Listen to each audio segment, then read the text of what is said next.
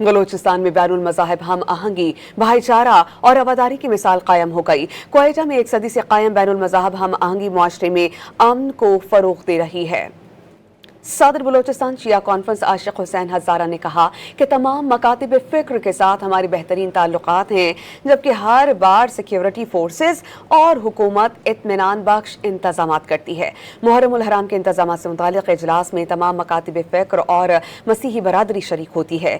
मजहबी स्कॉलर अल्लामा डॉक्टर मूसा हुसैनी ने कहा कि मुहर्रम उल हराम को पूरी मजहबी अकीदत के साथ मनाया जाता है, जिसमें अहले सुन्नत समेत तमाम मकातिब फ़िक्र शिरकत करते हैं। सूबाई पैगाम अमन कमेटी के रुकन पादरी साइमन बशीर ने भी मुसलमानों से भरपूर यकजहती का इजहार किया। सूबाई पैगाम अमन कमेटी के रुकन मौलाना समीउल्लाह ने कहा कि इमाम हुसैन की अजीम कुर्बानी हमें सब्र, इस्तिकामत और हक पर कायम रहने का दरस देती है।